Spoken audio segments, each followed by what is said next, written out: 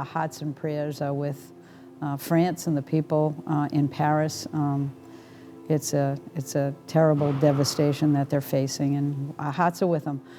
Having said that, I think that the president has made it very clear that the talks are going to go on. It will go on knowing that we're in a challenging world, but also recognizing that we're there to talk about climate change and the way in which climate change is currently impacting this world and will impact future generations if we don't take action now. The reason why you want to move forward with our Clean Power Plan is not just that it's going to continue to send a long-term market signal about what the U.S. where the U.S. wants its money to go, what we want to invest in, where innovation is going to be rewarded. The other reason why we do climate change is that there are a variety of impacts that we're feeling from a changing climate, and we need to stop those impacts from escalating by failing to take action.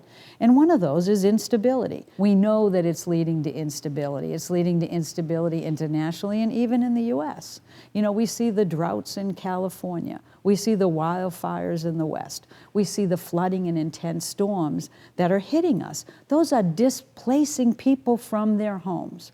Those are threatening the health and viability of our communities. Now just think of what it's doing across the world that leads to instability as people are worried about whether they have water, worried about whether their land is going to be irrigated and they're going to have the food they need. And we can see that underlying issues in many countries that lead to animosity and then can lead to conflict. So it is a national security issue for us, as well as an issue that's incredibly important to our local communities.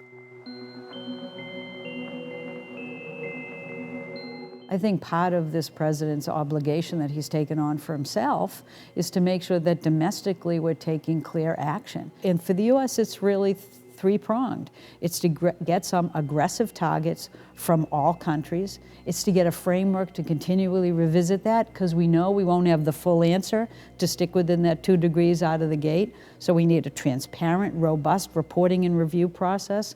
And then third, we need to establish some real financial mechanisms to ensure that all countries can fully participate. So we are moving forward, and we try to make sure that people understand that even though there's going to be continued legal challenges as well as work on Congress to look at this, and we feel very confident that it's going to stand the test of time on the Hill as well as in the courts. I think the world has changed. We are now realizing that the impacts of climate are already hitting us. The economic consequences of this today are extreme, but they will be devastating if we don't take action now. Solutions are here today that we can rely on to make progress. And if we do that and make sound commitments, then the innovations and the technologies that will keep us safe, keep us within that 2 degree centigrade window, will be produced. And so we're in a better position than we ever have been to reach an agreement, and we have to do it this year.